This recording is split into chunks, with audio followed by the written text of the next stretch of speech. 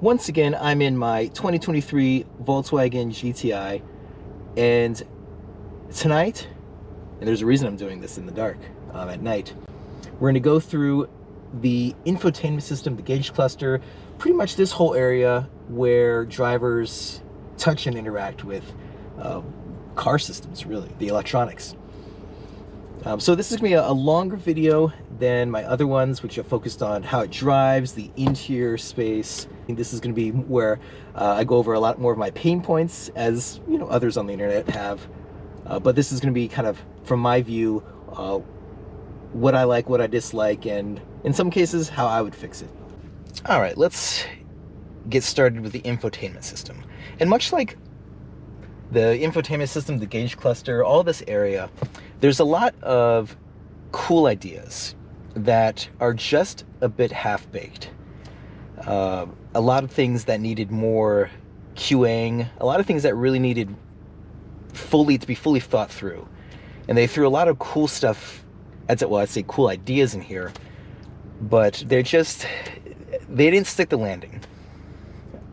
So kind of going through, I'd say, the top buttons. I'm not going to hit everything. I'm just going to hit things I really like and things I really don't like.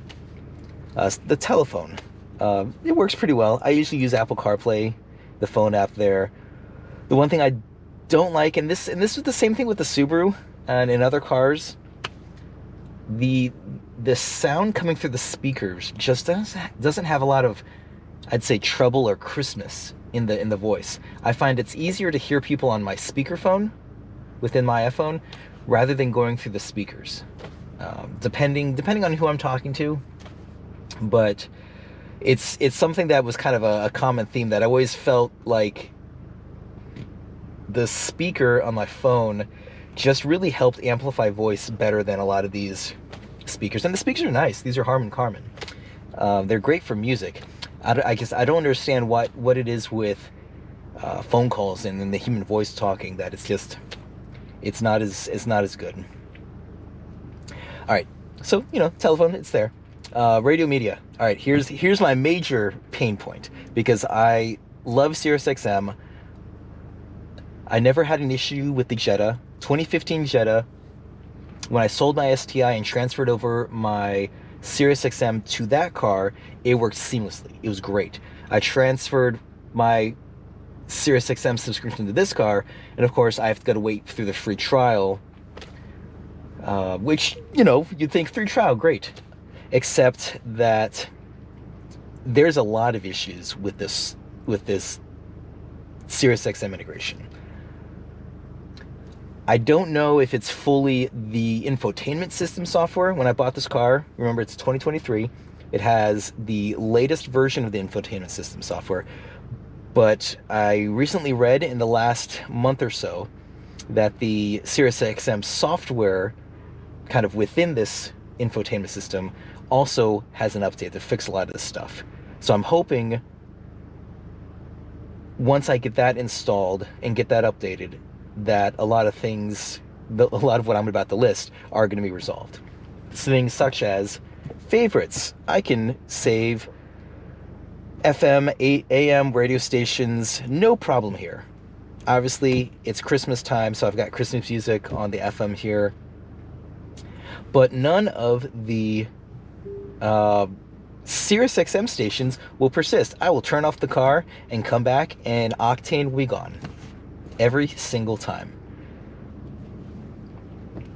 Another thing, so if we go to the music we're listening to, I've been sitting here for a bit, so this Falling in Reverse song is not even playing anymore. These labels don't even update. After you've turned on the car and played the first set of songs, they just kind of stay there. So a lot of glaring things where it just makes you wonder who QA'd this, and why is it that a car that's 7 years old can get this right, yet a car that is, I'd say, software that is probably 2 or 3 years old, at thinking that this car, the Mark 8 was put together, two or so years ago. So Sirius XM integration is not new. It shouldn't be this bad.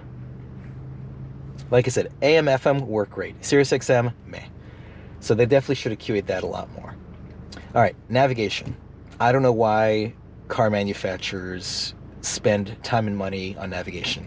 If anything, I wish, or I should say I hope, I hope that someone else paid them to include their map software in the car. I hope they didn't spend any money on it, because it's, why when I can just go to CarPlay, I've got Waze, I've got Google Maps, if I want to use Apple Maps, it's there. Why spend money on navigation when you've got the top 3 map makers really already included in Android Auto, Apple CarPlay? Just integrate that into things like the gauge cluster in here. Like, make that seamless. So I've never used navigation in any of the vehicles I've owned. I just use Google Maps or Waze, really. These days, just Waze. All right, next menu, vehicle. So this is one of the main kind of cool ideas. Like, hey, let's put all these little menu items and connect them to a car visual. It's okay. I think this view is fine. It'd be great to have a view where it's just listed out in a straight up list rather than having to scroll left and right, interior, exterior. But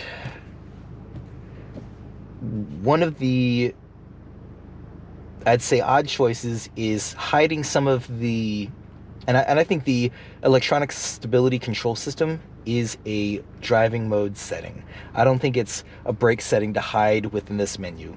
I think when people are adjusting their car settings for whether I'm going to track this car or just wanted more spirited driving experience, I want all those either eco, comfort, sport modes in one place, one menu, just bam, bam, bam, bam, bam, done.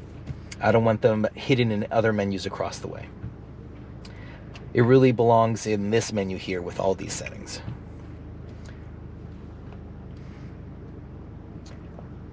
Let's see. Sound is actually pretty nice. I'm no audiophile for sure, but the Harman Kardon is pretty good. Decent subwoofer. I try to balance it out and make sure there's a little bit of crispness and clarity to the instruments. So I had the subwoofer a little bit lower. But it did take a little bit longer to get this in place, to at least for my ear. The previous cars have only had treble, mid, bass, and subwoofer. So it's been, I think having the extra sliders is nice, but I think it definitely took a little bit more to dial into this one. But I like it. I think the sound is good. Ambient lights, changes the colors. Little gimmicky but cool. Here's the telling menu, the help menu.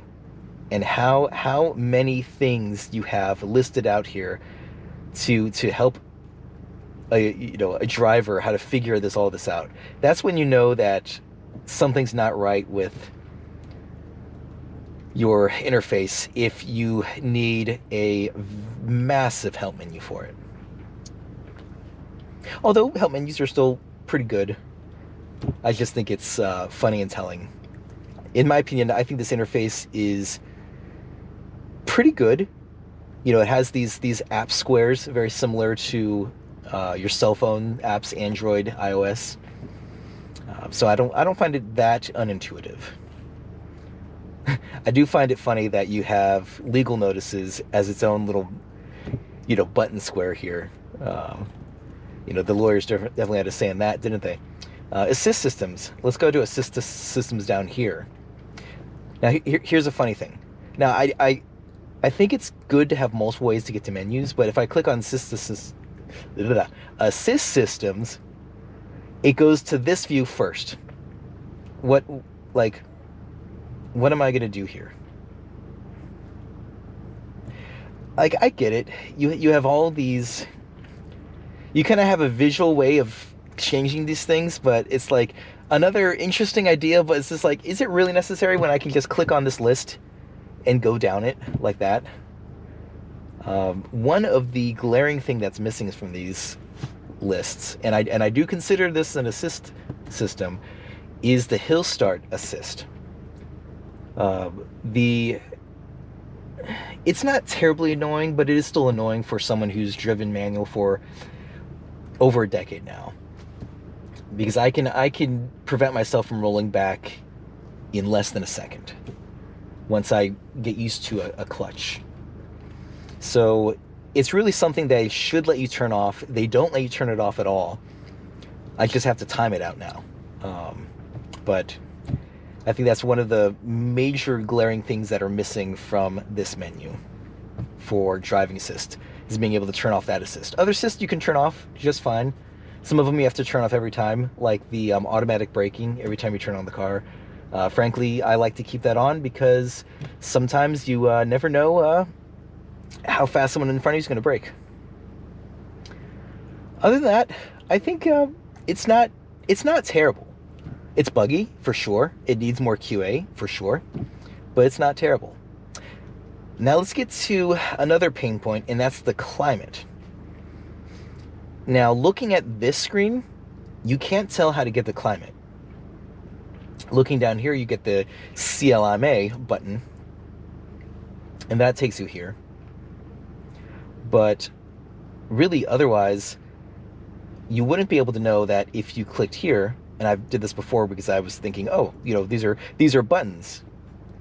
Well, it's a button, but then you have to do more clicks to get to turning on your heating seats, turning on everything. If I would have designed this, I would have put the temperature and heating seats controls on either side of these. You press it with maybe like pluses, minuses here. Just make everything as one touch as possible. I would have also moved the climate controls down here. You get all this lovely open space, which could have been another touch interface for the climate control. That way it's not hidden in a menu, just like the standard cars that we've had for decades. It's one touch. Basically it's less than one touch away. Having the touch to go into a menu is a waste. You can see them here. The lights are on. Now turn off the lights. And they probably disappear for the camera. I can barely see them. There's some ambient parking lot light, but if I'm trying to feel my way through this, you know, how close I get to turning the temperature up and down, I may be turning my volume down as I'm trying to turn the temperature up.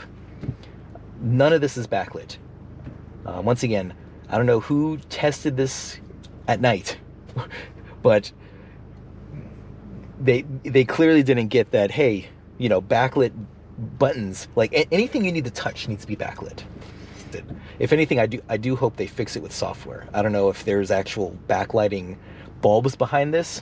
I know there is for the power button here, but my hope is that a new software version will have these pop up.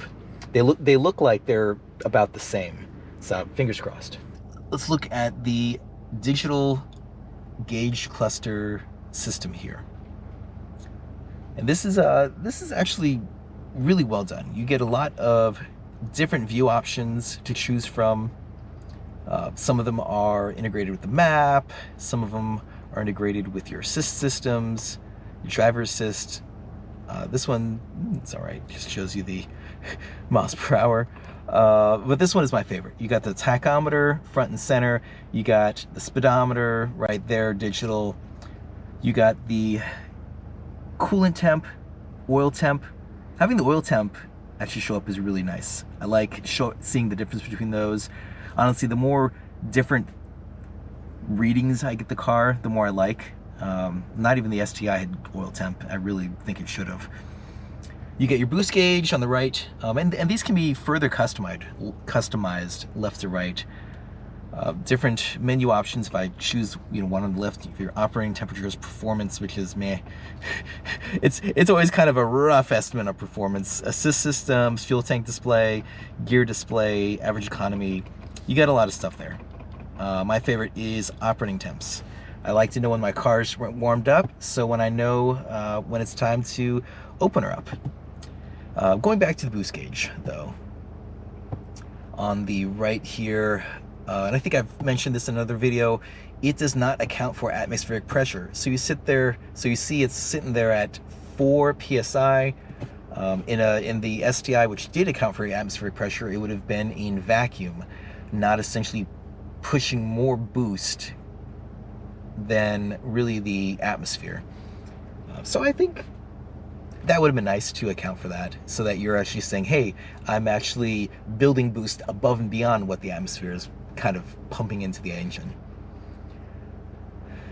Let's see, the other thing I don't necessarily appreciate is the gear indicator.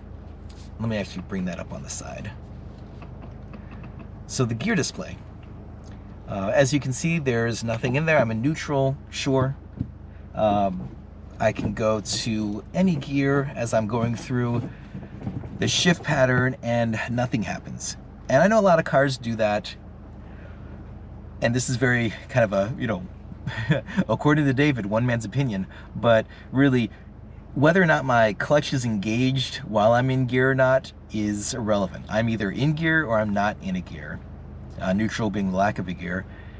And then I either have the clutch engaged or disengaged. That's the major thing that, at least with this, and really many cars these days, they just assume that, oh, once your clutch is engaged, you're technically in gear. And I disagree with that. One final piece to really wrap this up. One of the things I really appreciate that they did is when the engine turns off, you can set it to automatically turn on the electronic parking brake and have that set. This is my first car with an electronic parking brake, so I appreciate that because I'm used to being able to turn off the STI and just, you know, pull up the manual one, the physical one. So get into the habit of turning off the car without setting it, and it sets it for me. So I personally appreciate that. The infotainment system is where a lot of my pain points do lie, but overall, these are not deal breakers. I have no regrets of getting the car in spite of all this. I'm hoping a couple more software upgrades will smooth these things out, but driving it, it's still great. It gets decent enough gas mileage. You know, it's no Prius, but honestly, it's a lot more fun to drive in a Prius. This has been the infotainment gauge cluster system, according to David.